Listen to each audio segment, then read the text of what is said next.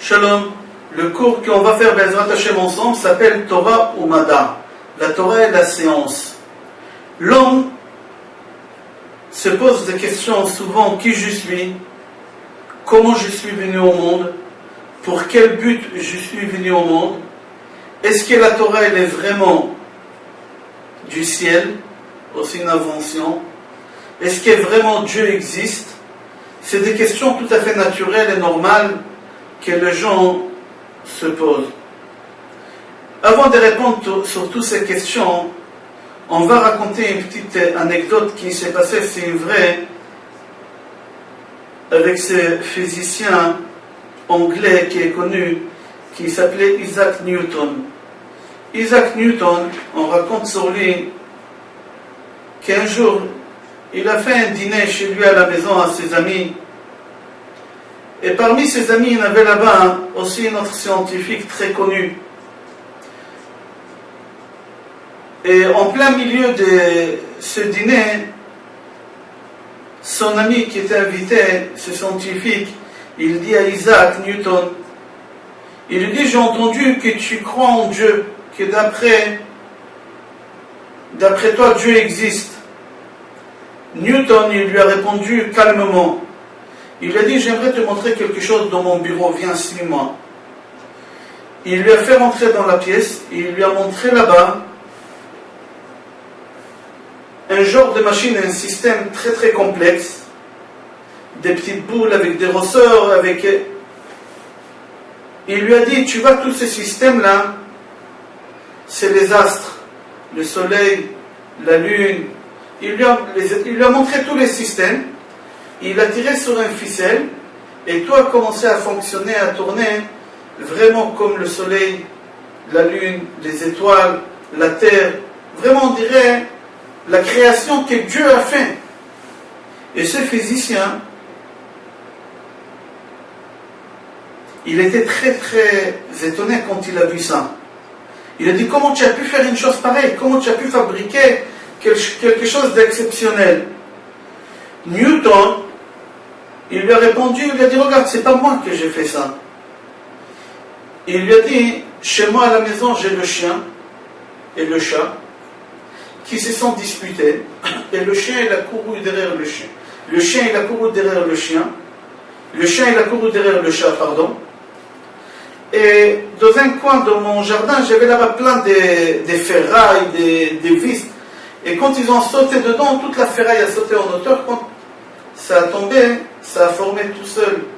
Tout ce que tu vois, c'est pas moi que j'ai fait ça. C'est le chien qui a couru derrière le chat et tout seul ça a tombé. Son copain lui a dit: je ne te crois pas, c'est impossible. C'est pas possible que tout seul, une machine aussi perfectionnée se fasse seule. C'est obligé qu'il y ait une main qui a touché. Newton, il lui a dit: tu vois ce système-là, il n'est pas vrai.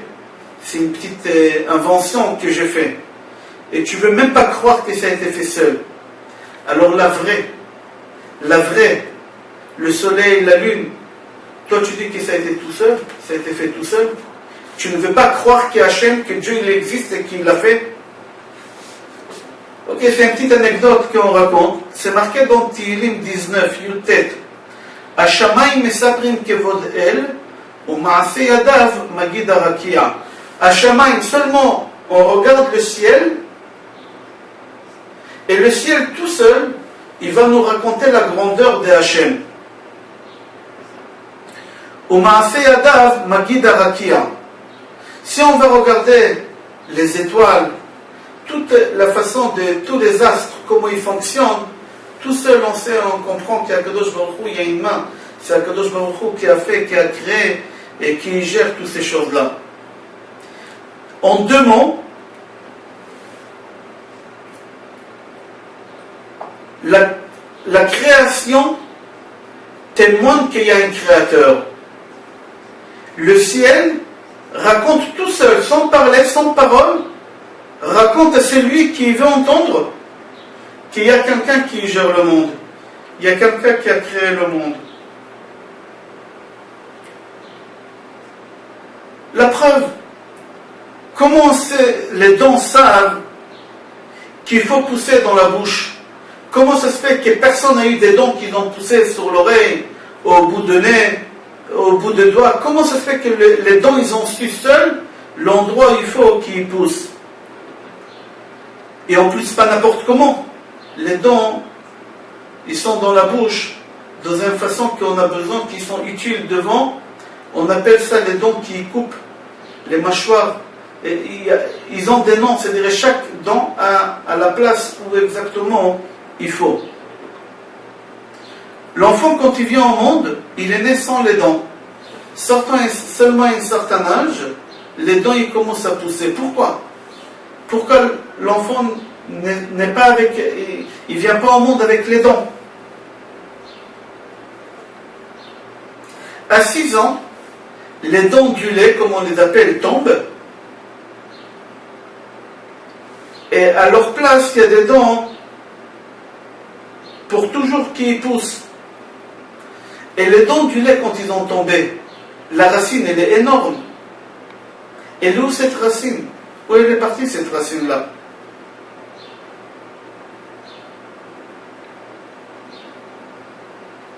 On dit que l'enfant, quand il grandit, c'est les dents du lait tombent à 6 ans, 7 ans.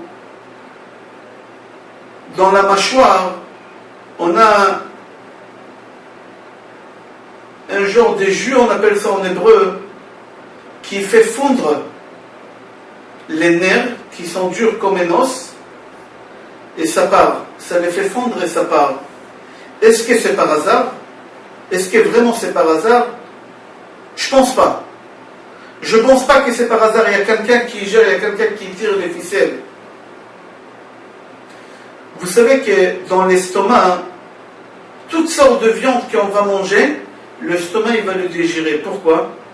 Parce qu'on a un jus gastrique dans l'estomac qui fait fondre toutes sortes de viandes les plus dures. Comment ça se fait que ce jus gastrique ne fait pas fondre l'estomac lui-même? Comment ça se fait? Il sait exactement que quand il y a un morceau de viande étranger au corps rentre, qu'il les fait fondre, mais notre estomac à nous, il ne les fait pas fondre. Il y a un physicien qui s'appelait Fred Hoyle, il a eu le prix Nobel de physique. Il ramène des preuves en disant que pour créer une seule cellule, on peut avoir une chance. Et derrière cette chance, il faut rajouter 40 000 zéros. Alors, ça c'est pour créer une seule cellule. Par hasard, il faut que tu aies une chance. On l'appelle ça Echad le'eser. 1 sur 10. C'est-à-dire quoi 1 sur 10? Le chiffre 1 et derrière 40 000 zéros. Calculez, est-ce que c'est possible de créer une seule cellule? Et dans notre corps, un homme entier, combien de cellules il a dans son corps? Comment c'est possible? Aujourd'hui, avec toutes les recherches qu'on a, on se rend compte que toute la science d'aujourd'hui, ils ont un retard par rapport aux sages de la Torah. Depuis qu'on a reçu la Torah jusqu'à aujourd'hui, tout ce qui est marqué dans la Torah, tout ce que Chachamim nous enseigne, etc., la science par rapport à ça est très loin. Il y a beaucoup de choses qui sont écrites dans la Torah, qui sont cachées dans la Torah, et que les chercheurs aujourd'hui, ils découvrent beaucoup de choses seulement grâce à des ustensiles électroniques qui fabriquent et qui créent pour pouvoir, dans la Torah, pour pouvoir comprendre que ça existe. Mais dans la Torah, déjà, c'était marqué avant, sans tous ces ustensiles qui sont fabriqués, qui leur coûtent tellement d'argent. Le Rambam dit que la machine la plus moderne qu'elle peut exister au monde, c'est la machine la plus primitive par rapport à la connaissance qu'il y a dans la Torah. On prendra un exemple tout simple. Quand est-ce qu'on a su combien de temps un mois dure? Il y a combien de temps on a su? Venez, on va voir déjà d'après la Torah.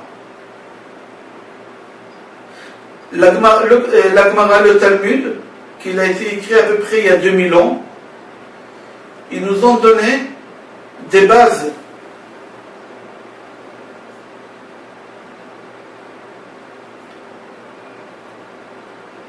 Des bases qu'aujourd'hui les Américains et les Allemands, après qu'ils ont fait des recherches, ils ont dépensé des millions, ils ont découvert qu'est-ce qui est déjà le Talmud, ils nous ont enseigné par rapport à tout ce qu'ils disent aujourd'hui les astronomes.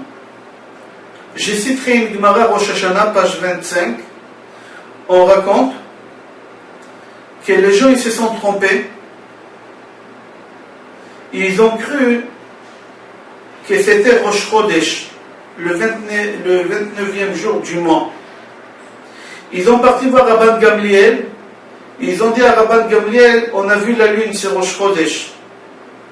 Rabban Gamliel, il leur a dit non, c'est impossible que ce Rosh Chodesh au 29e jour. Pourquoi? Parce que mon père, il m'a enseigné un enseignement que lui, il a reçu de son père et son père de son père. Jusqu'à Moshe Rabbeinu, chez nous, dans la famille, on a cet enseignement-là. Et si Moshe Rabbeinu, il a dit, c'est Dieu qui lui a dit. Et si Dieu, il a dit, lui, il sait qu'est-ce qu'il dit parce que c'est lui qui a créé le monde. Et qu'est-ce qu'il a dit, Rabban Gamliel? Il a dit, comme ça on a reçu en génération dans notre famille. En chidosha shel levana pachot מ-29 יום וחצי ושני שליש השעה ו-73 חלקים.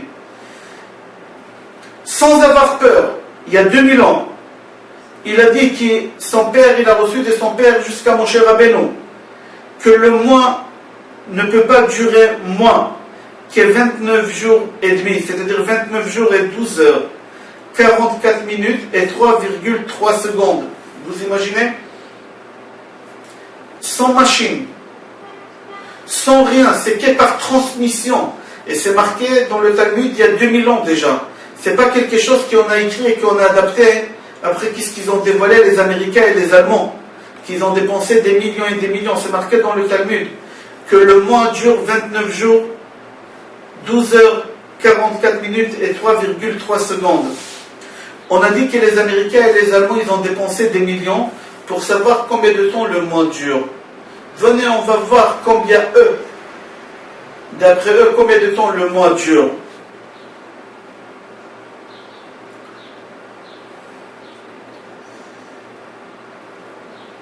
Le chercheur américain qui se trouve dans la NASA, il disait qu'après des recherches des années avec des télescopes spéciaux, ils ont arrivé à une conclusion que le mois dure, d'après eux, 29 jours, 12 heures, 44 minutes et 3,2 secondes. Nous, sans machine, sans rien, on a dit que le mois dure 29 jours, 12 heures, 44 minutes et 3,3 secondes.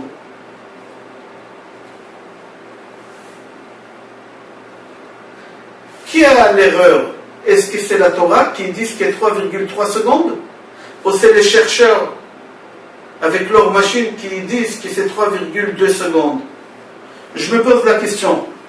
Mais on patientera comme on a patienté jusqu'à aujourd'hui et on verra qui a raison. Est-ce que c'est 3,3 ou 3,2? Dans le ciel, il y a un groupe des étoiles que dans le Talmud on appelle ça Kima. En langage, à la NASA ils appellent ça Subaru. En Israël, vous savez, ici chez nous, il y a beaucoup de voitures de cette marque Subaru. Le logo de Subaru, c'est 8 étoiles. 8 étoiles. Pourquoi? Parce que dans le langage biblique, ces étoiles-là, ce groupe d'étoiles, qu'on les voit à l'œil nu, eux, tout le temps, ils disaient qu'il n'y en a que 8.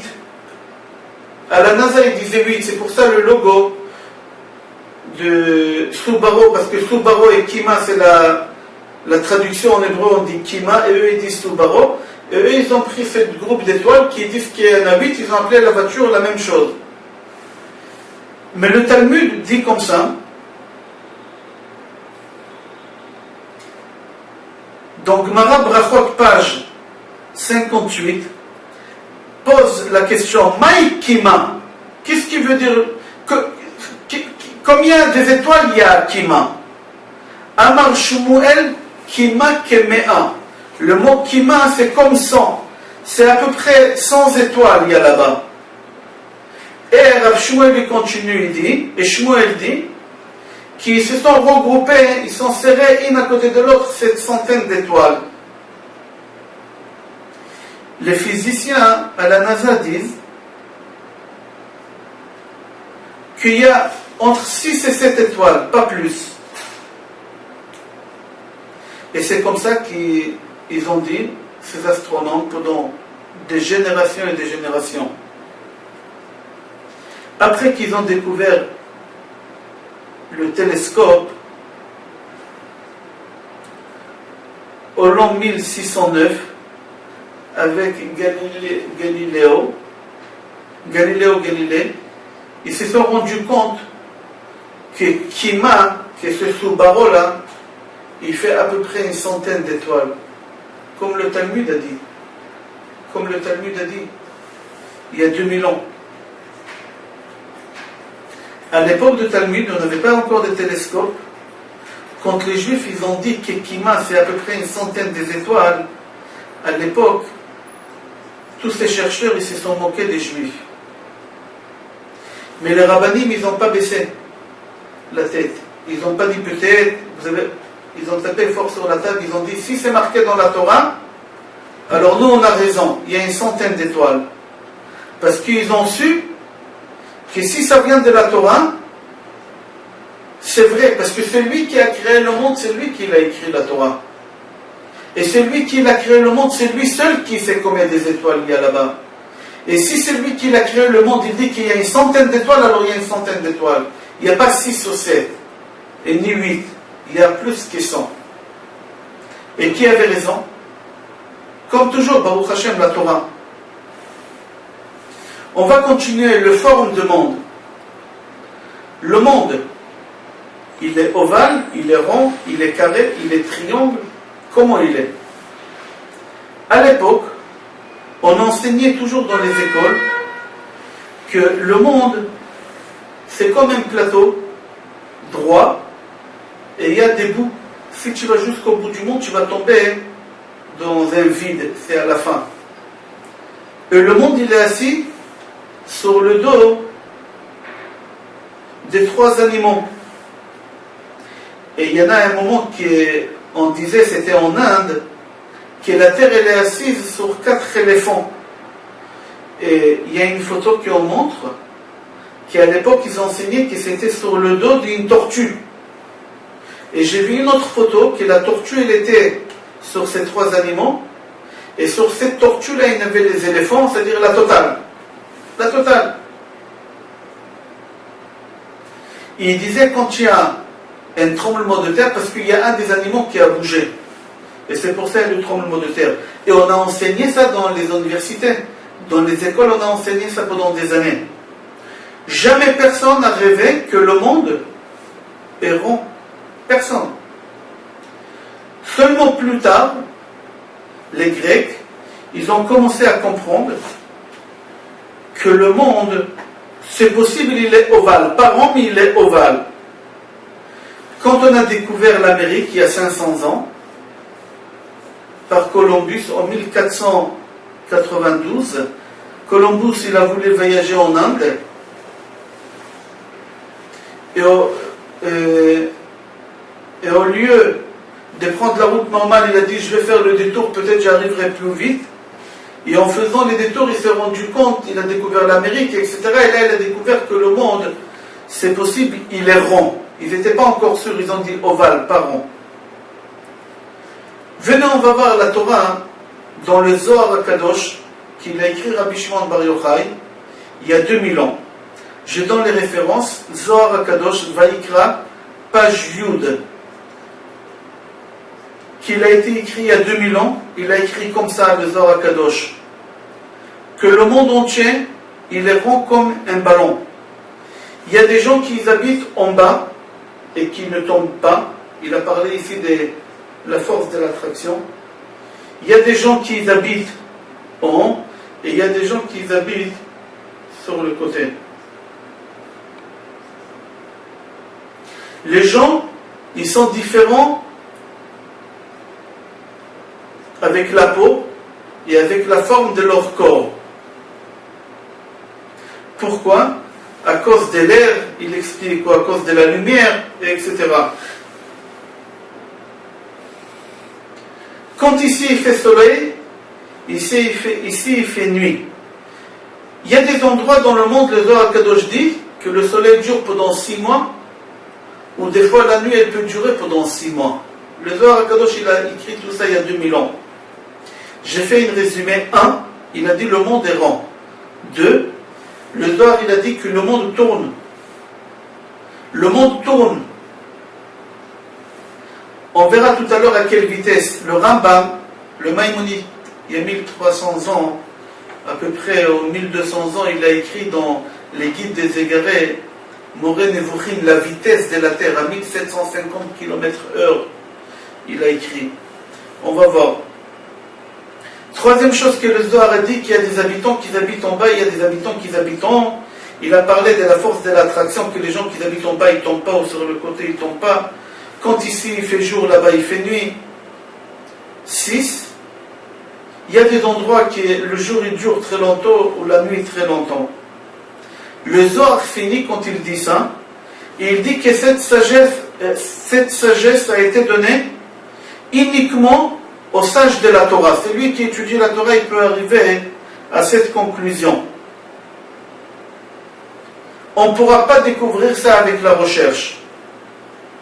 Et avec tout ça, on se pose la question, est-ce que la Torah elle a été donnée du ciel? Ou est-ce que la Torah elle a été inventée par quelqu'un? On continue, c'est marqué dans Sefer Bereshit, chapitre Aleph, Pasuk Tet. Vayomer Elokim ikavu hamayim mitachat hashamayim el makom echad vetera'e hayabasha. La terre, en singulier, on la verra, elle sortira. C'est-à-dire, il y a une seule terre. Et c'est bizarre. Aujourd'hui, on sait bien qu'on a 7 continents. Il y a l'Asie, l'Afrique, l'Australie, les 2 Amériques, Groenland et l'Antarctique.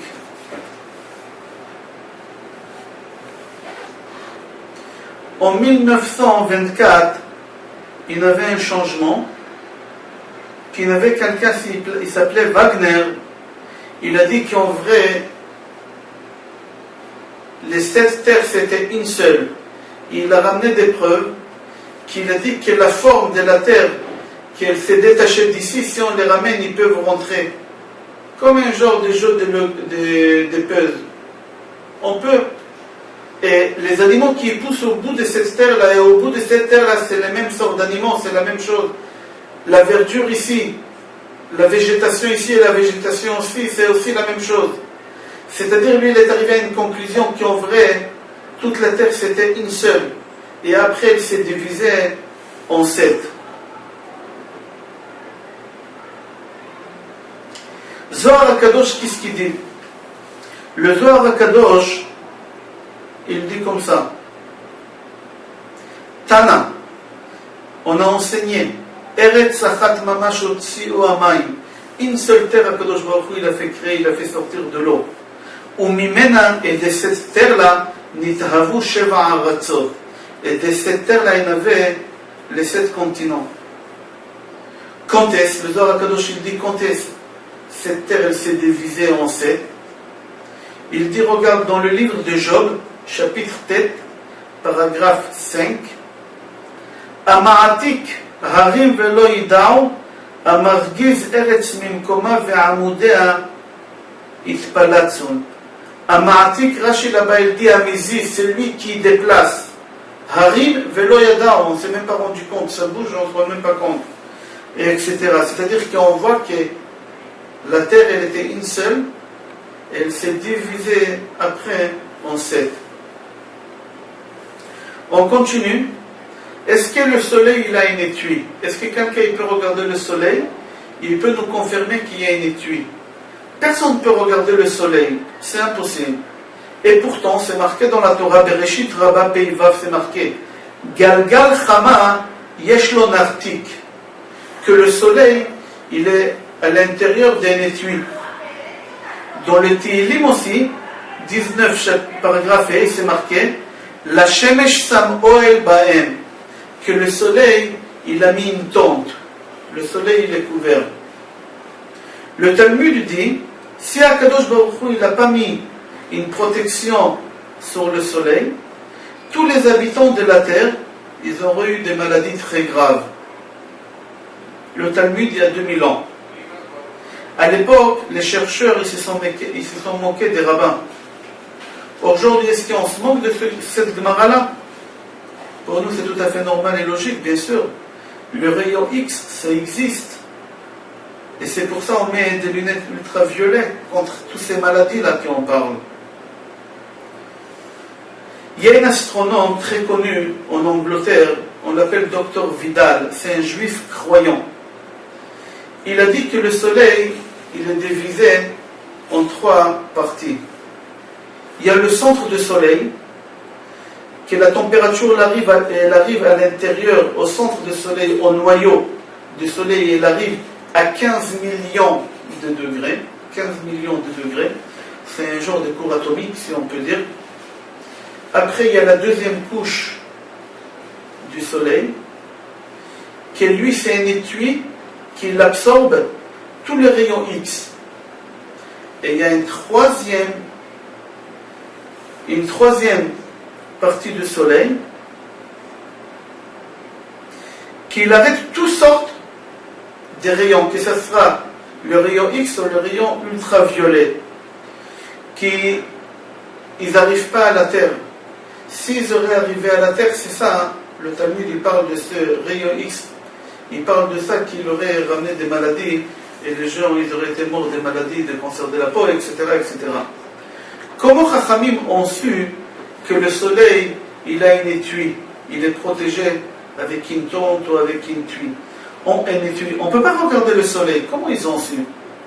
Il y a une seule personne qui pouvait nous dire ça, c'est Akadosh Baruch Hu. C'est lui qui a créé le monde, alors c'est lui qui sait. Et lui, il a transmis à Moshe, et Moshe, il nous a transmis.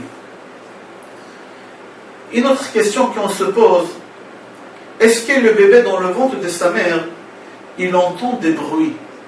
Est-ce qu'il entend? On va répondre qu'il y a une Gemara qui elle raconte, et c'est une Mishnah qu'elle raconte. Vous savez, il y a une halakha qui dit que le jour de Kippour, on n'a pas le droit de manger. Même une femme enceinte, elle n'a pas le droit de manger le jour de Kippour, elle doit jeûner. On ne va pas rentrer maintenant dans la halakha, malade, pas malade, chacun va demander à son rab. Mais une femme qui est enceinte, qui est en bonne santé, etc., elle doit jeûner.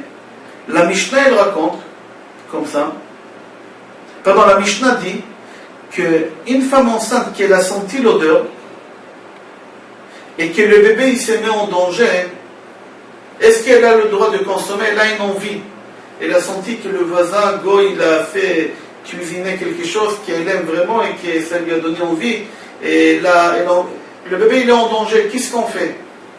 Alors le Talmud, Yoma, page 82, dit Maaseh beme'uberet she'iricha biyom Kippour, une histoire, c'est arrivé, qu'une femme enceinte en plein Kippour, elle a senti une odeur et ça lui a donné envie de manger. Et c'était vraiment, elle avait vraiment envie. Ils ont parti demander à Rabbi Yehuda Anassi. Ils ont dit à Rabbi Yehuda Anassi, qu'est-ce qu'on fait? Elle est en danger, cette femme. Il leur a dit, allez voir cette femme et dites-lui dans l'oreille qu'aujourd'hui c'est Kippour. Répétez-lui 3 fois. Aujourd'hui c'est Kippour. Si elle se calme, c'est bien. Si elle ne se calme pas, elle veut manger, donnez-lui à manger quand même. On a parlé à cette femme et cette femme, elle s'est retenue et l'envie est partie. L'enfant qui est venu au monde, c'était Rabbi Yochanan. Grâce à ça, Akadosh Baruch Hu, il a récompensé qu'il a eu Rabbi Yochanan. On raconte la même histoire quelques années plus tard. Et Rabbi Yehuda Anassi, encore, il n'était pas encore parmi nous. Il est parti, il a quitté ce monde-là. Ils ont parti raconter ça à Rabbi Hanania. Ils ont dit à Rabbi Hanania, il y a une femme qui est enceinte, on est en plein Kippour, elle a envie, qu'est-ce qu'on fait? Rabbi Hanania, il a dit comme Rabbi Yehuda Anassi. Ils ont parti parler à cette femme dans l'oreille, et ils lui ont dit 3 fois, mais elle avait quand même envie et on lui a donné à manger.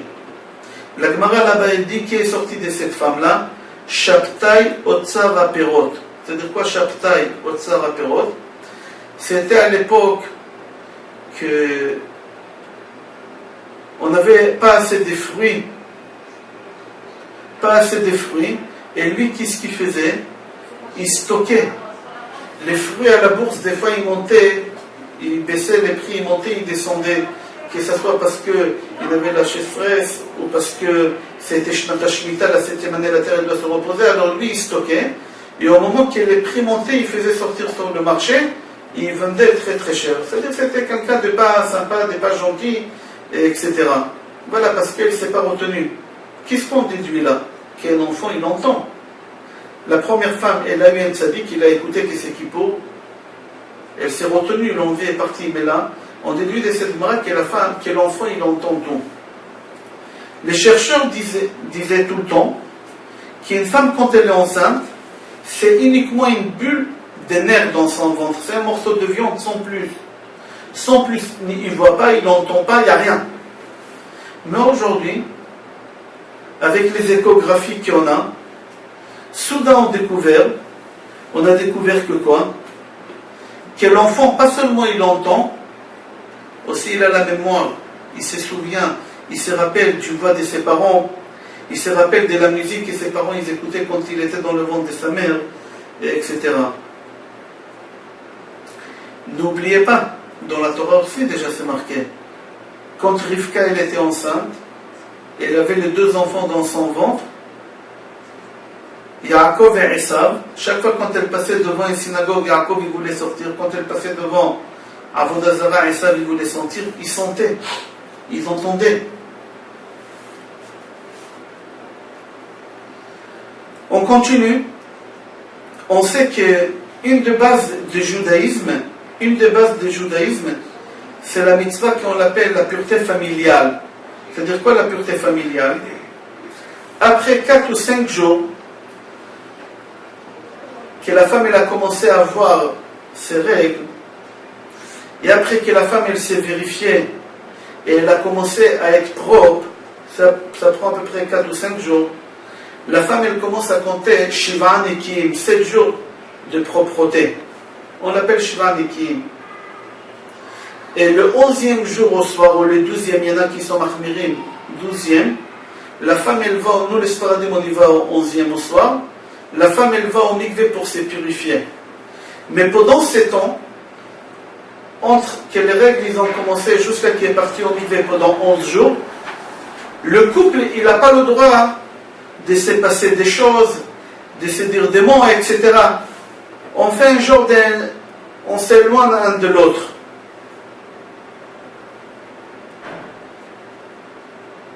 Les gens, les non-religieux ou les non-juifs, quand ils entendaient ça, ils se moquaient. Ils disaient, mais c'est des choses qui sont... C'est pas de notre époque. C'est des bêtises. Ils ne comprenaient pas. Mais aujourd'hui, avec toutes les machines qu'ils ont, avec toutes les recherches qu'ils ont fait avec toutes les machines modernes, ils disent tous que cette mitzvah-là de pureté familiale de 11 jours, c'est une génie. C'est une génie. Et que cette façon de faire comme les juifs font, comme ça ils marchent, ça règle beaucoup de problèmes et ça sauve de beaucoup de maladies. Dans le journal Medical of London, c'est un journal qui est distribué à tous les médecins dans le monde entier, dans chaque pays il y a ça. Et dans le journal Medical of London, ils ont marqué que chronologiquement, il y a un lien extraordinaire entre qu'est-ce que la religion juive dit et qu'est-ce qu'eux ils ont déduit d'après leurs recherches. Les chercheurs des cancers de l'utérus, ils ont dit que chez les juifs, le taux de cancer de l'utérus, il est moins que 0, par rapport aux non-juifs ou par rapport aux juifs non religieux. Pourquoi? Parce que les juifs, mis à part les 3 ou 4 jours qu'il y a certains goïms, ils font attention, les juifs ils prennent encore 7 jours de plus.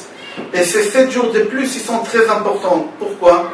Parce qu'ils disent au moment que la femme a ses règles, au moment qu'elle perd le sang, il y a toute la protection naturelle qu'il y a dans son corps, paf. Et pendant les 7 jours que cette protection elle s'est recréée, ce gélatine, qu'elle s'est recréée à nouveau chez la femme, ça prend 7 jours. Mais pendant ces 7 jours-là, si la femme a des contacts avec son mari, cet endroit, il est comme une éponge. Il prend toutes les maladies, tous les microbes, toutes les saletés.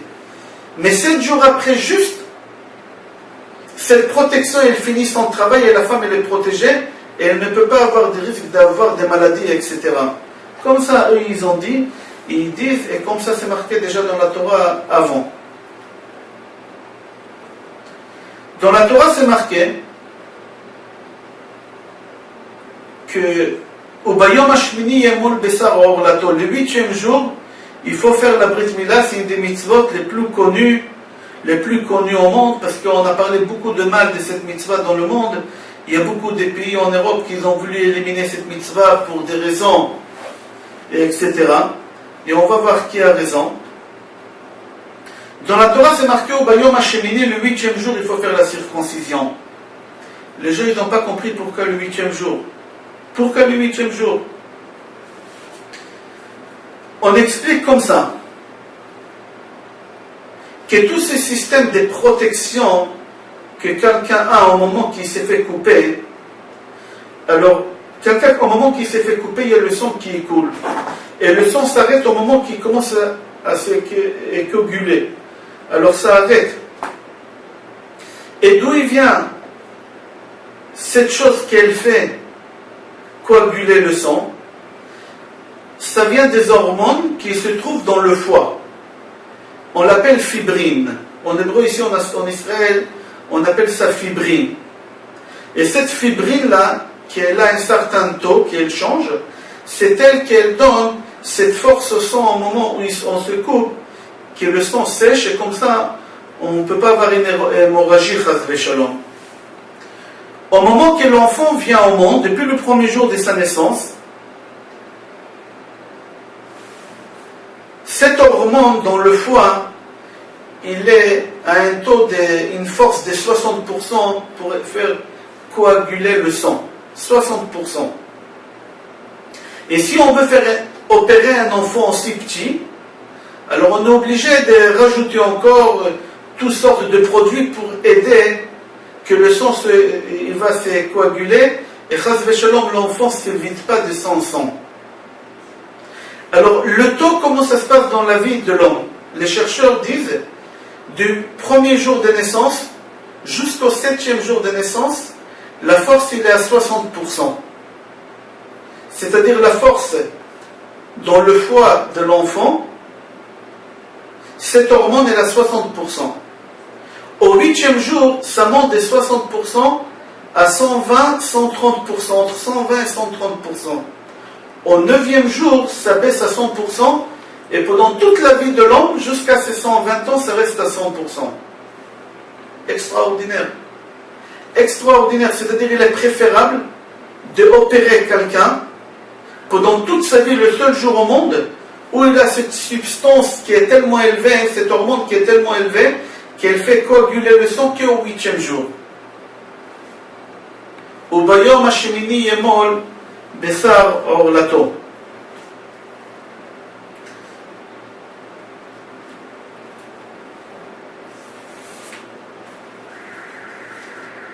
Dans la Torah, c'est marqué, dans Vaïkra 11, chapitre 11, Pasuk Aleph, c'est marqué, Vaïdaber Hashem el Moshe vel Aaron, Hashem a parlé à Moshe et à Aaron les morts en disant, les morts Aleem, Daberu el Bnei Israël, dites au Bnei Israël, en disant les morts, Zot achaya asher tochelu, voici les animaux que vous avez le droit de consommer, Kol hamafreset parsa, tous ceux qui ont, hamafreset parsa veshosa atchesa, tous ceux qui ont les sabots fondus, mafreset parsa, le sabot fondu, shosa atchesa, fondu jusqu'au bout, pas qu'on, jusqu'au bout, mafreset parsa et shosa atchesa, ma'alat gera, et l'animal qui rumine aussi, ces deux choses-là, ils sont cachers.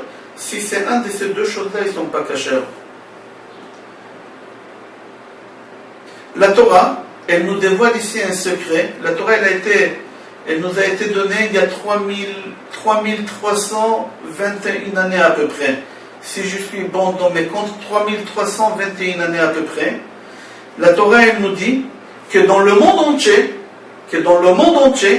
il y a uniquement 4 sortes d'animaux que ou ils ruminent mais ils n'ont pas les sabots fondus, ou ils ont les sabots fondus mais ils ne ruminent pas. Il n'y en a que 4. Vous imaginez?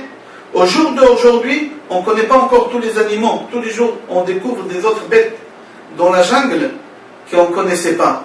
La Torah, il y a 3320 ans, nous dit qu'il n'y en a que 4 dans le monde entier. Quel risque Moshe il a pu prendre pour nous dire une chose pareille?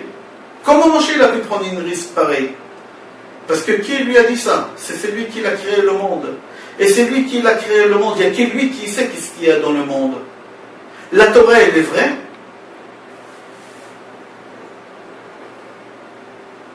Mis à part ces 4 animaux, Moshe Rabbeinu il continue, il dit que si tu vois que l'animal il a les sabots fondus et tu ne peux pas savoir d'après sa mâchoire s'il rumine, parce que d'après la mâchoire on peut savoir s'il rumine parce que sa tête elle s'est fait écraser, on a piqué sa tête et tu reconnais l'animal. S'il a les sabots fondus, sache aussi qu'il rumine. Au contraire, s'il a la tête entière, on voit qu'il rumine mais il n'a pas les sabots, sache qu'il a les sabots fondus aussi.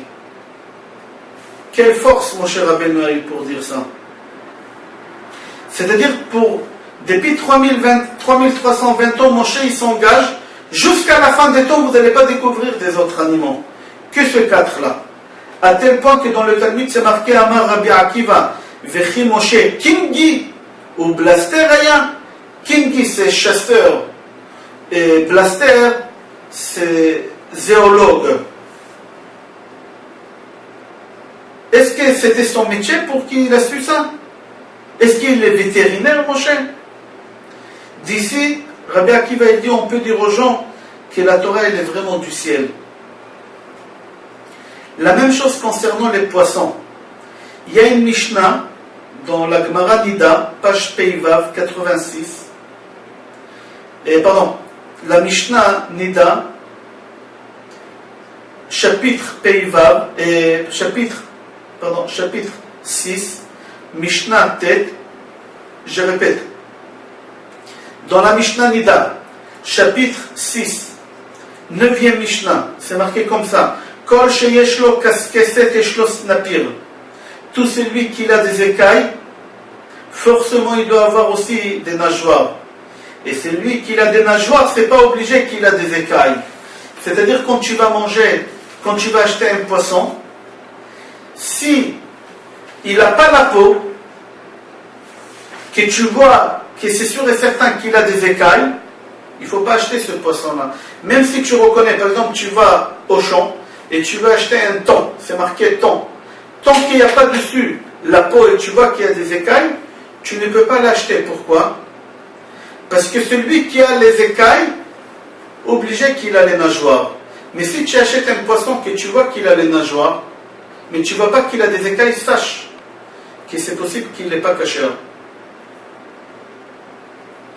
Tous les thons, ils ne sont pas cachers, il faut savoir. Il y a des thons, dès qu'on les retire de l'eau, ils perdent leurs écailles. Ce poisson, il n'est pas cachère, même que quand au moment qu'il est dans l'eau, il a les écailles et les nageoires. Mais quand tu le retires, tous les écailles tombent, il n'est pas cachère. Il faut faire attention. Mais la Torah, elle prend un engagement et elle dit à l'avance que tous les poissons qu'il a des écailles, obligé qu'il a aussi des nageoires. Mais un poisson qui a des nageoires, c'est pas obligé qu'il a des écailles.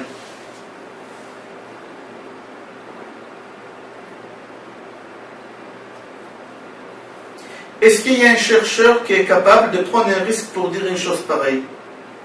Mais la Torah orale, qui a été écrite il y a 2000 ans, oui. Elle a écrit ça noir sur blanc pour toutes les générations. Pour toutes les générations. Depuis mon cher Rabbeinu, ça a été transmis. Il n'y a qu'une seule personne qui peut s'engager, celui qui a créé le monde. On continue. Ces dernières années, on utilise beaucoup le rayon laser. Pourquoi? Parce qu'avec le rayon laser, on arrive à couper les choses avec une précision extraordinaire. extraordinaire. On fait des opérations, on taille des diamants, des choses qui sont très fragiles. Les rayons laser, il a existé depuis quand? Venez, on va voir. Dans le livre Melachim, tome 1, chapitre 6, c'est marqué là-bas qu'ils ont dit au roi Salomon, Chachamim, ils ont dit, le Sanhedrin, ils ont dit au roi Salomon de construire le Beth Amikdash sans fer et sans bruit. Il leur a dit, comment je peux construire le Beth Amikdash sans fer et sans bruit? Regardez le kotel qui faisait partir de Beth Amikdash, les pierres, comment ils sont énormes et comment ils sont bien taillés, carrés, comment il a fait? Il pouvait utiliser ni marteur, ni pierre, rien. Comment il a pu faire une chose pareille? Mon cher Rabbeinu, il leur a dit, comment vous voulez que je construise le Beth Amikdash comme ça? Chachamim lui disent que 400 ans avant, mon cher Rabbeinu, il a utilisé aussi le rayon laser pour pouvoir graver les noms des tribus sur le Choshen et Ephod. Qu'est-ce que le Kohen portait sur lui? Il avait les 12 tribus, leurs noms gravés. Et Moshe Rabbeinu, il les a gravés avec quoi? Puisque lui aussi, il ne pouvait pas utiliser aucune matière pour ne pas perdre un peu de la poussière au moment qu'il tu graves. La seule chose qu'il a utilisée, la même chose que lui il a utilisé, toi aussi tu dois utiliser. C'est rayon laser. Qu'est-ce qu'il a utilisé? La Gemara Gittin, page 68, dit Amar Shlomo le Chachmei Israël. Shlomo, il a dit aux sages d'Israël, comment vous voulez que je construise le Beth Amikdash sans fer, sans marteau, sans bruit? Chachamim, ils lui ont dit, il y a un ver de terre qu'au moment que Dieu il a créé le monde, quelques minutes avant Shabbat, il a créé encore 10 choses. Et parmi ces 10 choses, il a créé un ver de terre qui s'appelle Shamir. Et mon cher Rabbeinu aussi, il a utilisé. Et toi aussi, tu vas prendre et tu vas utiliser. Mais il y a un problème. Il y a un problème. Aujourd'hui, ils ont découvert, Baruch Hashem pour eux, ils ont découvert les rayons laser. Mais au moment qu'ils ont découvert les rayons laser, puisque le rayon laser, il traverse toute matière, comment on peut le conserver? Comment on peut le conserver? Ça leur a pris 7 ans, des dizaines de millions de dollars de recherches, ça leur a coûté, pour pouvoir savoir comment conserver cette matière-là. Il ne fallait pas, c'est dommage. C'est dommage pour ces années, ces millions. Il fallait regarder comment ils ont fait à l'époque des Shlomo, à l'époque des Moshe, comment ils ont conservé cet animal, ce ver de terre. Vous savez, à l'époque, quand on partait faire de la radio, c'est lui qui nous faisait le radiologue, qui nous faisait le radio, il mettait sur lui un genre de manteau avec des plomb. Ils ont découvert que le plomb, c'est la seule matière que le rayon ne traverse pas. Mais ça leur a pris beaucoup de temps et beaucoup d'argent pour arriver à ça. Venez, on va voir comment Shlomo HaMelech il a conservé. La Gemara dit comme ça là-bas, Korchin oto bemochin shel tzemer. Il prenait des cotons, il l'enveloppait avec des cotons. Venotnim oto letoch kli shel oferet. Et on les mettait dans une boîte, on le mettait dans une boîte du plomb. Extraordinaire. On continue, c'est marqué dans la Torah, dans Sefer Shemot c'est marqué, chapitre 13, Pasuk 21 Chaf Aleph, Ve'Hashem olech lifnehem yomam be'amud anan, lanchotam aderech, ve'layla be'amud esh le'a'ir lahem. Après qu'on est sorti d'Égypte, on avait 2 colonnes qui nous ont accompagnés. La première colonne, c'était la colonne des nuées. Pourquoi l'anchotam aderech? C'est quoi l'anchotam aderech? Nous guider. En français, ça s'appelle le GPS. Tout simplement, c'est marqué. Ve'layla, et le soir, be'amud esh, la colonne du feu, le'a'ir lahem, pour éclairer la nuit. Le Talmud Shabbat, page 22, c'est dans les Tosfot, qui commence, qu'il dit Vechi le'ora anu zekukim. Il dit à quoi il servait la colonne de nuée. Mis à part qu'ils redressaient quand ils avaient des montagnes, des vallées, ils remplissaient les vallées, quand ils avaient des montagnes, ils redressaient. Les Juifs, pendant 40 ans, ils n'avaient pas besoin de se fatiguer. Mis à part ça, ils servaient à quoi? Le Tosfot dit She'aya meshakef atzamim atomim ladat et Animtsa Betocha. Même Rashi dans le Chumash, il dit ça. C'était un genre d'échographie. Pour savoir qu'est-ce qu'on a dans le ventre, on va chez le docteur, on fait la radio, ou on fait une échographie pour voir mieux. C'est exactement ce qu'on faisait. Le Tosfot, il disait, avec la colonne de nuée, on pouvait voir à travers toute matière qu'est-ce qu'il y a à l'intérieur. Si par exemple quelqu'un il brisait sa main, on le mettait derrière la colonne de nuée, on voyait si ça a été brisé, c'était un genre d'échographie. Radio, quand il trouvait des cruches, Rachid dit, au lieu de mettre sa main, il y a des serpents qui vont mordre, il les mettait derrière la colonne et il voyait s'il y a des serpents, si on peut mettre la main. La même chose aussi concernant la vache rousse. La vache rousse, c'est marqué dans Gemara Choulin, que je crois dans 17 ou 18 endroits, on l'a vérifié pour voir si elle était cachère, oui ou non, avant de faire la shrita. Parce qu'au moment qu'on faisait la shrita, on la brûlait tout entière, la vache rousse. Et on prenait la peau, on mettait dans l'eau, etc. Mais comment on peut vérifier une vache avant de faire la shrita? Comment aujourd'hui on vérifie une vache? On fait la shrita, on la coupe en deux, on l'accroche, on prend les poumons, on gonfle et on touche, etc. pour voir si elle est glade, si elle n'est pas glade, etc. Mais la vache rousse, on n'avait pas le droit de la couper après pour vérifier. La Gemara là-bas, elle dit qu'à l'époque, on la mettait derrière la colonne des nuées, et c'est comme ça qu'on vérifiait les 17 ou 18 endroits, je ne me rappelle pas, si elle est cachère, lui ou non. On continue concernant le miel d'abeille. Il y a une règle dans la Torah qui dit comme ça, que qu'est-ce qui sort d'impur, il n'est pas cachère. Qu'est-ce qui sort de quelque chose qui est pur, il est cachère. Le lait d'un chameau, il n'est pas cachère, parce que le chameau lui-même, il n'est pas cachère. Le lait de la vache, il est cachère, pourquoi? Parce que la vache elle-même, elle est cachère, on a le droit de consommer. Le miel, comment ça se fait qu'il est cachère? Puisqu'il sort de l'abeille, et l'abeille en elle-même, elle n'est pas cachère. Les chercheurs, aujourd'hui, ils ont découvert, que l'abeille, elle a deux estomacs. Une, pour la nourriture, tout ce qu'elle a mangé, et l'autre, c'est pour le miel. Deuxième chose qu'ils ont découvert, que dans l'estomac du miel, il n'y a aucun jus gastrique comme nous on a. Il n'y a rien. C'est-à-dire que quand l'abeille va sur les fleurs, et elle prend la pollen et elle fabrique le miel, cette pollen elle rentre, et au moment qu'elle crache, ça touche aucun endroit dans le corps à l'intérieur. Et c'est pour ça que le miel est cachère.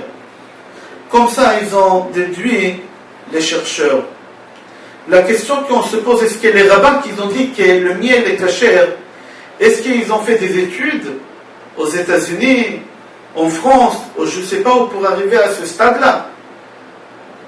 Regardez la Gemara Bechorot, page 7, qu'est-ce qu'elle dit?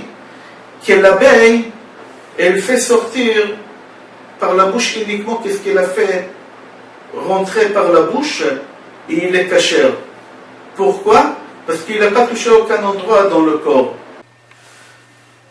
Encore on dit que est-ce que dans les inner il y a une vie? D'après la Kabbale, on dit que chaque chose a une âme. Chaque chose a une âme. Et grâce à cette âme, l'objet il est présent. Je ne veux pas dire il est vivant, il est présent. C'est-à-dire que même dans les inner, il y a une vie et ça bouge. Seulement la différence entre quelque chose qui bouge vite comme ma main ou cette table qu'elle ne bouge pas, en vrai elle bouge mais très très lentement, en vrai c'est la puissance de la neshama. La puissance de la neshama, plus elle est élevée, plus l'objet bouge, plus la neshama elle est moins puissante, elle est faible, l'objet il bouge moins. Et c'est pour ça la table ne bouge pas, c'est-à-dire elle bouge, mais on ne voit pas qu'elle bouge parce que l'âme elle est tellement faible, alors on croit qu'elle ne bouge pas, mais elle bouge à une vitesse tellement lente qu'avec la vue de l'œil on ne voit pas que ça bouge. Le mur aussi a une vie, il vit, il a une âme à l'intérieur. Comme ça le Zohar dit, mais tellement l'âme elle est faible qu'elle lui donne la possibilité de vivre, mais de bouger à une vitesse tellement lente qu'avec notre œil on n'arrive pas à voir que ça bouge.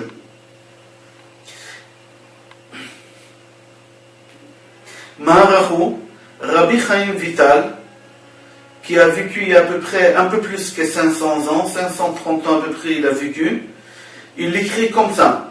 Adomem, la chose qui est inerte, par exemple, Even, la pierre, Barzel, le fer, Yesh Bahen Nefesh, ils ont une âme.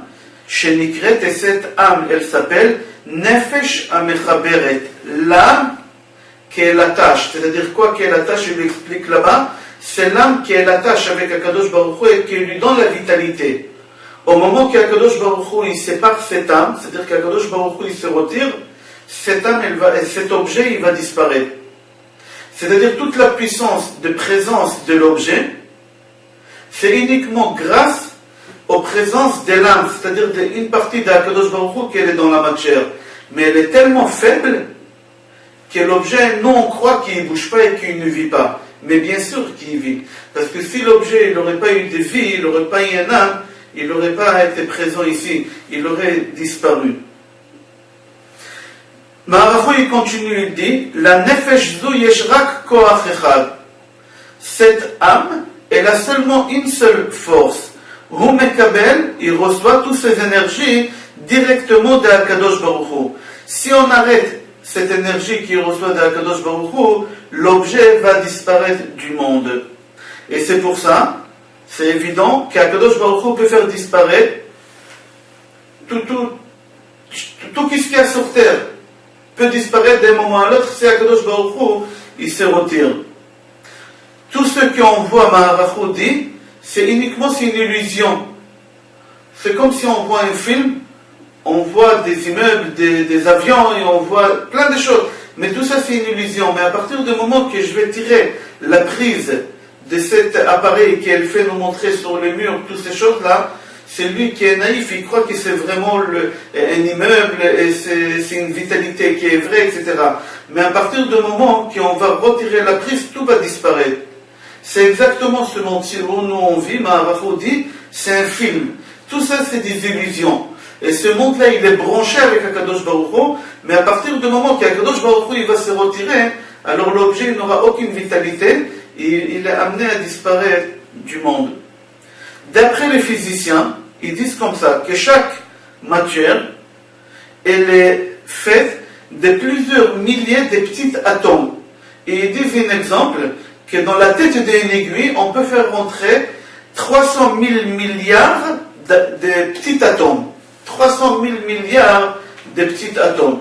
Chaque atome, il est fait d'un noyau qu'on appelle le proton, c'est-à-dire c'est le positif, et que ces protons, ils ont des électrons qu'on appelle les négatifs. Et ils tournent autour d'eux à une vitesse, ils tournent autour de l'objet à une vitesse, que c'est ça qu'est-ce qu'il lui montre, il nous montre l'objet qu'il est inerte, tellement il bouge vite. Je donnerai un exemple. Si on prend un ventilateur, quand il est en arrêt, on va voir que le ventilateur, il a trois ailes. Mais à partir du moment qu'on le mettra en marche, on va avoir un seul, on dirait une assiette qui tourne. Pourquoi? Parce que le ventilateur, il tourne tellement vite qu'on ne voit pas les parties qui sont séparées. C'est exactement chaque chose ici dans le monde, qu'il y a une vie à l'intérieur, qu'elle tourne, comme ça eux ils expliquent, qu'elle tourne tellement vite que nous on voit que l'objet ne bouge pas. Que l'objet ne bouge pas et que l'objet il est ferme. En vrai, si on voit tout le volume qu'il y a dans la terre, dans le monde, il est faux. C'est pour ça tout à l'heure Maharahu il a dit que tout est une illusion. Par exemple, prenez la tour Eiffel. Elle fait 300 et quelques mètres. Pour nous, quand on la voit avec nos yeux, c'est énorme. Mais en vrai, Maharahu dit que tout ça c'est des illusions. Si on va retirer de cet objet toute la vitalité, toute l'âme qu'il y a dedans, c'est-à-dire on ne peut même pas expliquer à quelle taille minime qu'est le tour Eiffel.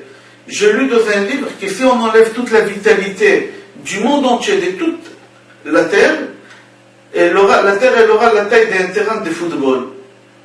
C'est-à-dire tout ce qu'on voit, ce volume qui est énorme, qui est impressionnant, tout ça c'est quoi? C'est uniquement des illusions. Mais en vrai, la taille de tout ce monde-là, il est tellement petit qu'on peut le faire rentrer dans un terrain de football. On continue, on va parler aussi concernant les vaccins. Qui c'est le premier qui a découvert le vaccin?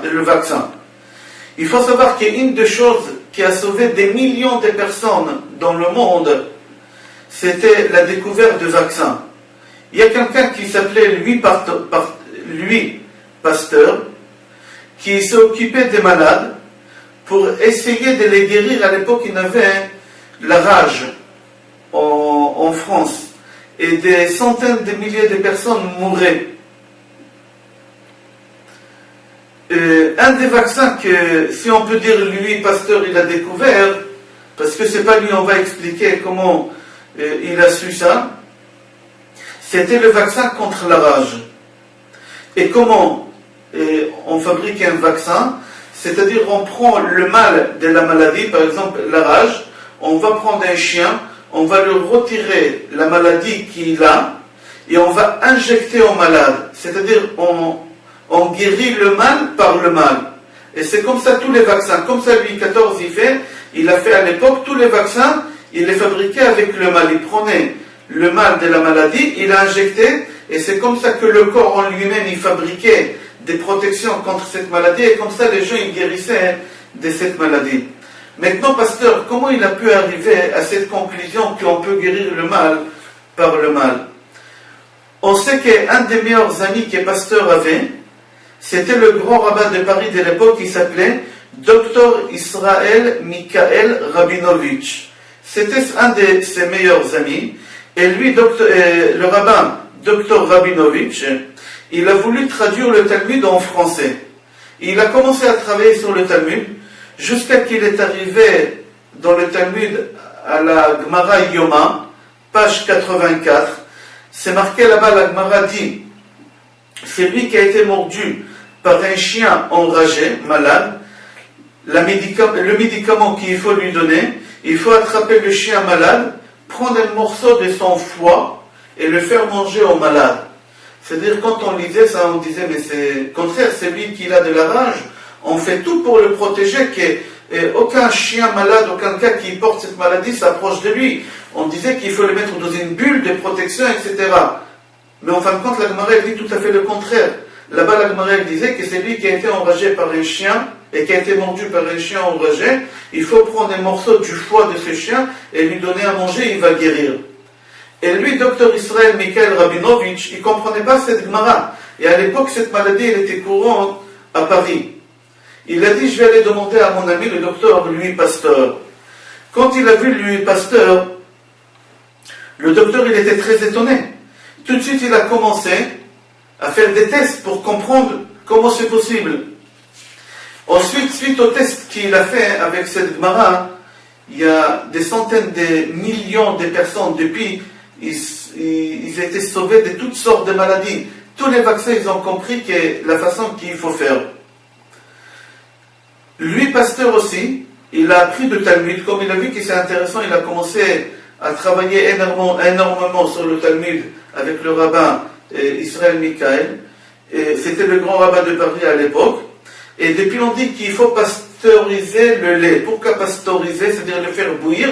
Pasteuriser, c'est comme Pasteur. Parce que Pasteur, c'est lui qui a découvert que dans le lait, il y a des choses qu'on ne voit pas à l'œil nu. Il faudra le faire bouillir un peu pour qu'il n'y ait aucun danger au moment qu'on le consomme. Alors lui, quand il a dit ça, il n'a pas dit à tout le monde qu'il a appris ça dans la Gemara. Gemara Brachot, elle dit qu'il est déconseillé de boire du lait directement, il faut le faire bouillir. Et depuis, lui aussi, il a fait courir ces bruits-là partout, mais il n'a pas dit qu'il a appris ça de Talmud, mais c'est pas grave, on n'a pas besoin d'avoir de la pub parce qu'on sait qu'est-ce qu'on est. À l'époque aussi, avant qu'on a découvert les microscopes, on ne savait pas qu'il y a des microbes qui existent ni dans l'air ni sur les objets. Et à l'époque, quand on opérait quelqu'un, tous les gens qui ont opéré ensuite dans la journée à l'hôpital, ils mouraient. Pourquoi?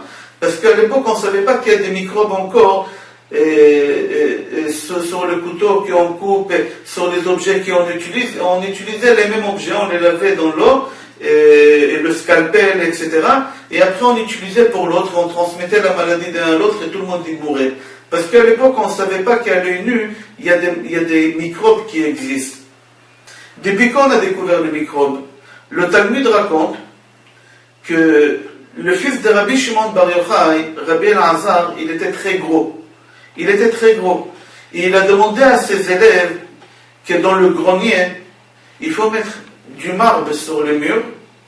Et il l'a fait avec un crayon si rond dans son ventre. Et il leur a dit qu'avec le couteau, il faut d'abord le brûler dans la bougie, dans le feu de la bougie, et après faire des trous et faire rentrer des tuyaux et absorber la graisse. La Gemara dit Shisha litrin she'avulo beoto yom. 6 litres de graisse on a aspiré, on l'a retiré ce jour. Première chose, aujourd'hui on connaît cette opération, ça s'appelle l'hyposition. C'est exactement la même chose. L'hyposition, on l'a découvert en Brésil il y a 25 ans. On voit ici que le fils de Rabbi El-Azar, il a demandé, le fils de Rabbi Shimon Bar Yochai, Rabbi El-Azar, ben non, il a demandé à ses élèves de lui faire ça. Pourquoi il a demandé de mettre du marbre sur le mur? Pourquoi il a demandé de brûler le couteau avant de faire des trous? Tout ça, on voit que déjà il y a 2000 ans, sans microscope, sans rien du tout, on savait qu'il y a des maladies qui existent, qu'on ne les voit pas à l'œil nu. Et tout ça, la Torah déjà, elle savait, Chachamim, ils nous ont enseigné, mais seulement il y a 150 ans, quand ils ont commencé à dévoiler des choses, ils ont décidé de stériliser tous les matériels qu'on utilisait dans les hôpitaux, etc. En ce moment, il y a beaucoup de bruit qui court, que la NASA fait des recherches pour savoir est-ce qu'il y a de l'eau sur Mars, est-ce qu'il y a de l'eau, mis à part sur Terre, est-ce qu'ailleurs il y a de l'eau? Alors tout simplement, venez, on va voir qu'est-ce que la Torah dit, est-ce qu'il y a de l'eau ailleurs? C'est marqué dans Bereshit, chapitre Aleph 1, Pasuk Zain. Akadosh Baruch Hu, il a créé le monde, et c'est marqué comme ça, Vayas Elokim, etc. Vayavdel ben Amaim, il a séparé entre les eaux, Asher mitachat la rakia, c'est-à-dire les eaux qui se trouvent ici, ou ben Amaim Asher me'al la rakia, et entre les eaux qui se trouvent au haut. On déduit d'ici, c'est-à-dire en 2 mots, on n'a même pas besoin de le dire plus clair, c'est marqué noir sur blanc, qu'il y a de l'eau au haut. Sur Mars, il y a de l'eau, oui. Mais pendant des années, ils n'ont pas voulu croire, ils n'ont pas voulu accepter, ils n'ont rien voulu savoir, ils se moquaient des rabbanim. Mais il y a un midrash qui a été écrit il y a 2200 ans, que dans ce midrash c'est marqué Amaim ha'elyonim yeterim ala tachtonim. L'eau qui se trouve au haut dans les cieux, ils sont beaucoup plus nombreuses que l'eau qu'il y a ici sur terre. Vous pouvez voir ça dans Bereshit Rabbah, Dalet 4, chapitre 4, Hot Bet. Et là-bas, il continue, le Midrash dit, bon d'accord, comment l'eau est stockée? Il y a de l'eau plus là-bas qu'ici. Mais comment l'eau est stockée là-bas sur Mars? Le Midrash dit, Amaim shebachalal kfuim kekerach. Là-bas, le Midrash dit que l'eau, elle est congelée, comme des micro-congèles, c'est des petites pellicules de gel, et comme ça, l'eau, elle est stockée là-bas, et c'est pour ça, l'eau, elle ne tombe pas. Comme ça, c'est marqué dans le Midrash. Venez, on va voir qu'est-ce que les scientifiques, ils ont découvert. Il y a un professeur qui s'appelle Fred Voifil, qui se trouve à l'université de Harvard.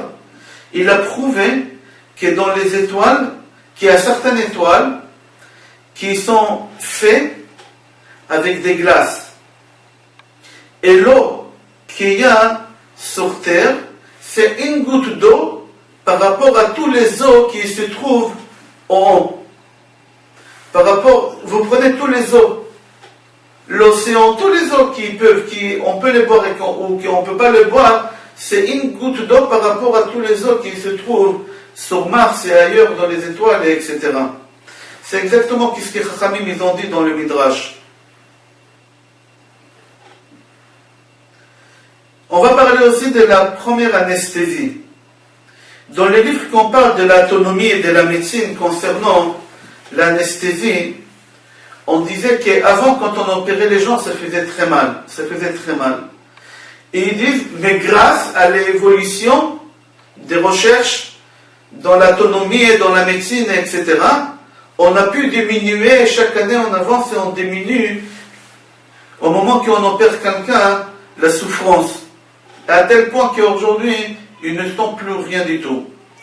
Le premier personne qui a découvert et qui a utilisé l'anesthésie, c'était un médecin américain, il s'appelait Dr. Crawford Long. Il est né 1815, il est décédé en 1878. Lui, il a dévoilé ça en 1842, mais il n'a pas dit ça à personne. Au moment qu'il a opéré sa femme, pour un problème, il a utilisé ça, mais après, il n'a pas dit à personne.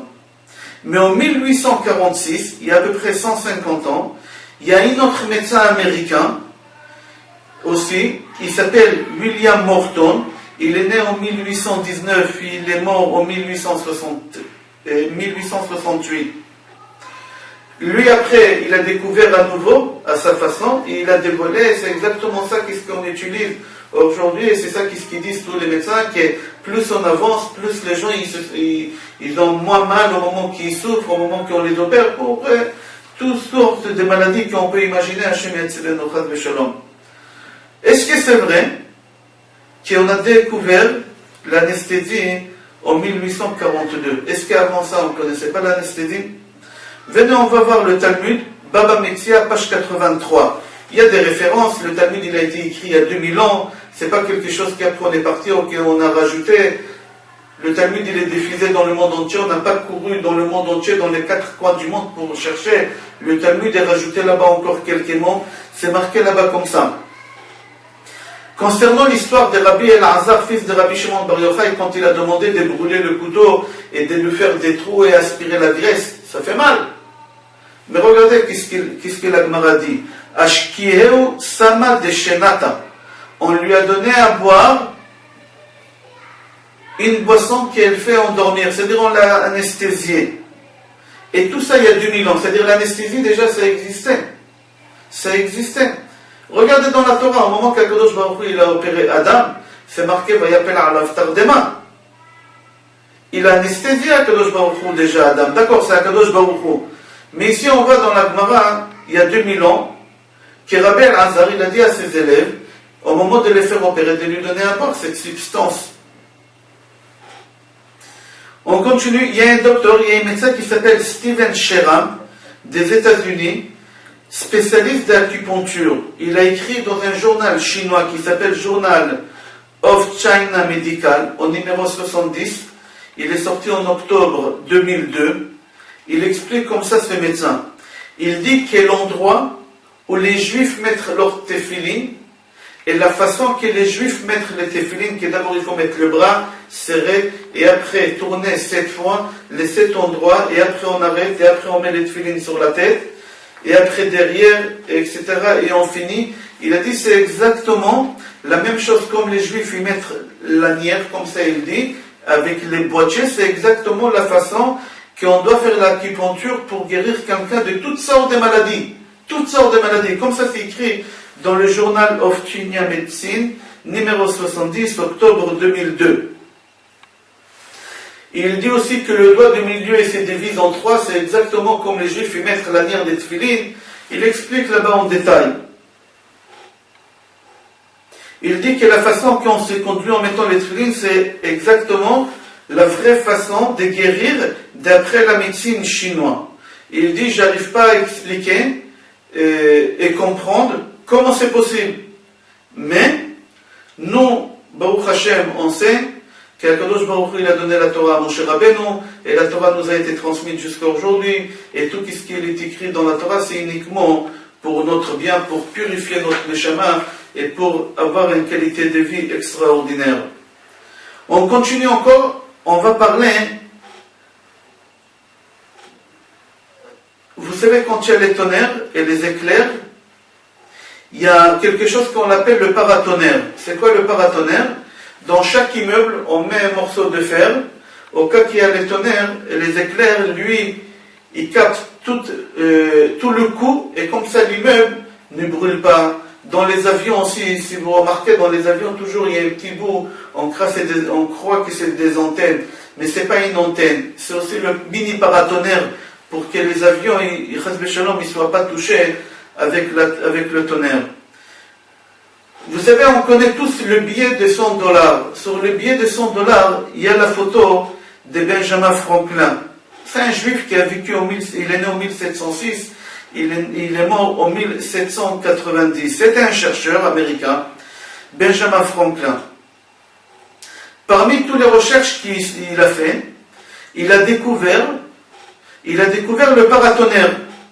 Et depuis, lui, il a dit que dans chaque immeuble, dans chaque maison, on peut mettre même dans chaque terrain vague, qu'on a peur que il va avoir là-bas la foudre, on met là-bas un morceau de fer qui va attirer vers lui, et comme ça personne soit touché, on l'appelle le paratonnerre. Est-ce que vraiment c'est lui, Franklin, qui a découvert le paratonnerre?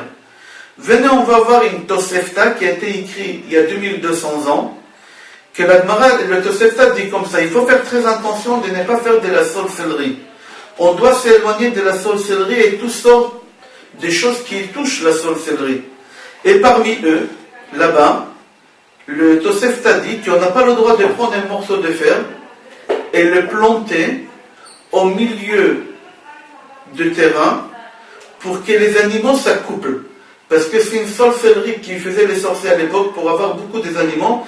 Ils mettaient un morceau de fer au centre de leur terrain où il y a les animaux, et comme ça les animaux, ça les chauffait, ils s'accouplaient, et comme ça, ils avaient beaucoup d'enfants. Mais le Tosefta a dit, si c'est pour se protéger de paratonnerre, on a le droit de mettre ce morceau de fer au centre du terrain. Si c'est pas pour la sorcellerie, mais c'est pour se protéger des paratonnerres, on a le droit. Voilà le paratonnerre, on le voit il y a 2200 ans, dans Tosefta Shabbat Peizain. Tosefta Shabbat Peizain. C'est-à-dire que déjà le paratonnerre, il existe depuis plus que 2200 ans, c'est-à-dire il existe depuis toujours. Mais Chachamim, déjà, ils ont parlé de ça. On n'avait pas besoin d'attendre Franklin qui vient nous parler de ça. L'influence de ma voix, le son de ma voix, est-ce qu'il influence sur les objets? À Mincha, on fait l'amnatsiach et le ktoret. Le matin, on fait le ktoret. On lit à peu près le ktoret 2 à 3 fois par jour. Dans le ktoret, c'est marqué Shehakol Yafel Abesamim. Shehakol, c'est pas avec Chaf. Shehakol tout. Ici, c'est avec Kouf. Shehakol, le son, la voix. Yafé, il est bon. L'Abesamim, pour les fleurs, pour les arbres. C'est-à-dire quoi? Que si j'ai un jardin et là-bas il y a des fruits qui poussent, le Talmud dit, si je mets de la musique douce, les fruits vont pousser 2 ou 3 fois plus vite et meilleure qualité et douce. Pourquoi? Parce que les fruits et les légumes adorent le son de la musique, ça influence sur eux, comme ça c'est marqué. Il faut savoir aussi que l'influence de la parole sur l'eau aussi, ça joue énormément. Pas seulement sur les fruits et les légumes et les fleurs, etc. Il y a un chercheur en Inde qui a pris un verre d'eau et qui a dit des mots méchants. Il a dit des choses qu'il ne faut pas dire et qu'il a mis dans un congèle moins 25 pendant 3 heures, moins 25 degrés pendant 3 heures, et après il a pris un microscope qui monte à 200 fois 500 la taille, dans une chambre qui est la température de la chambre, elle est moins 5 degrés, et il a regardé, et il a vu que les cristaux, ils faisaient des images qui faisaient peur. Déjà les cristaux, ils n'étaient pas arrangés, c'était pas clair, c'était pas bon, mais pas seulement ça, on voyait des images qui faisaient peur. Il a pris encore de l'eau, il a fait la même chose, il a dit des mots gentils, merci, je t'aime, et il a mis dans le congèle moins 25, 3 heures, après il a retiré, il était assis dans une chambre moins 25 avec un microscope qui s'est agrandi 200 fois 500. Et il a regardé, on voyait des images des diamants. J'ai vu des photos, ils ont pris des photos sur le livre de Rav Zamir Cohen. Il y a des photos il les a publiées là-bas. C'est-à-dire que le son, la voix, les mots, ils peuvent influencer sur les gens, et pas seulement sur les gens, ça peut influencer sur des choses qu'on ne pense même pas. Le chercheur hindou, lui, il a fait des tests concernant les fleurs qu'il avait dans son bureau. Et il a pris des électrodes, il les a branchés les plus et les moins sur la feuille, et il avait un appareil qui montrait la vibration de la fleur, parce que ça vit. Et quand il disait des choses gentilles, c'était droit. Quand on disait des choses qu'il ne faut pas dire, ça a monté, ça a vibré. Et là-bas, il dit qu'il disait à la fleur, je vais te couper, je vais te brûler. Et elle avait peur et ça a bougé. On voit que le mur, ils ont des oreilles, la table a des oreilles, chaque chose a des oreilles, tout le monde écoute, etc. Et on voit ça dans la Torah. Est-ce que l'air a un poids? Est-ce que l'air, il a du poids? Alors on va voir. Dans le Talmud, c'est marqué qu'il ramène des Job, que c'est marqué là-bas que lui, l'air, il pèse très très lourd, comme ça c'est marqué. D'après les paroles de Galiléo, il dit que dans l'air, il y a une pression tellement forte, c'est-à-dire que sur notre corps, on a une pression qui est à l'équivalent des 10 tonnes. Si maintenant je suis assis, moi je peux lever sur moi 80-90 kilos sur mes épaules. Plus que ça, j'aurais du mal à me lever. Mais si quelqu'un mettra sur moi 500 kilos, je vais devenir une pizza je vais devenir. Mon corps, il ne va pas supporter ça. 500 kilos. Galiléo a dit que sur chaque homme, il a une pression de l'air, parce que l'air, il pèse l'eau.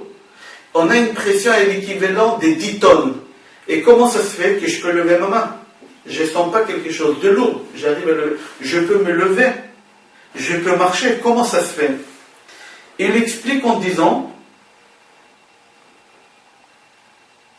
qu'il y a quelqu'un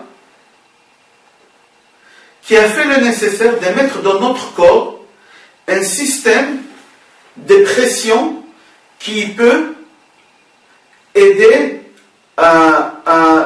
qui peut nous aider à se lever sans sentir cette pression, et que cette chose qui nous protège dans notre corps fait en sorte que ces 10 tonnes de pression qu'on a sur nous en permanence, elles ne nous écrasent pas. Quelque chose qui nous tient et qu'il arrive à nous faire en sorte qu'on peut se lever, bouger, etc. Qui a pensé exactement à faire une chose pareille? Qui l'aurait imaginé? L'homme, il n'aurait même pas pensé. Et avec tout ce qu'on vient de dire dans ce cours-là, on se pose des questions. Est-ce que la Torah, elle vient du ciel? Est-ce qu'Akadosh Baruch Hu, il existe? Est-ce que la vie après la mort, ça existe? Et etc. Toutes les questions qu'on a. Conclusion, et on finit. Les scientifiques, ils peuvent même pas expliquer, ils sauront même pas nous expliquer comment le monde a été créé. Même la médecine a ses limites. Les médecins ne peuvent pas faire des choses qu'ils n'ont pas atteint encore de recherche. Même eux, ils sont limités à faire des choses. Mais la Torah, elle n'a pas de limites. Elle n'a pas de limites, la Torah. Au moment qu'un chercheur, il arrive à découvrir, à dévoiler quelque chose, et à découvrir quelque chose après 20 ans, 30 ans, 40 ans de recherche, au moment qu'il arrive au sommet de la chose, quand il arrive au sommet de cette chose, il trouve là-bas un barbu, que ça fait 2000 ans qu'il est assis déjà là-bas à cet endroit. Il lui dit, monsieur, bonjour, tu viens d'arriver, ça fait 2000 ans déjà que je suis ici. Tout est écrit déjà dans la Torah, dans le Talmud, Chachamim, ils ont parlé de ça. C'est pour ça qu'on n'a même pas le droit d'avoir une arrière-pensée, est-ce que la Torah elle est vraie? Est-ce qu'Akadosh Baruch Hu a donné la Torah à Moshe Rabbeinu avec tous les poids qu'on a donnés? Je vous souhaite, Bezrat Hashem, bracha ve'atzlacha, besorot tovot et kol tov.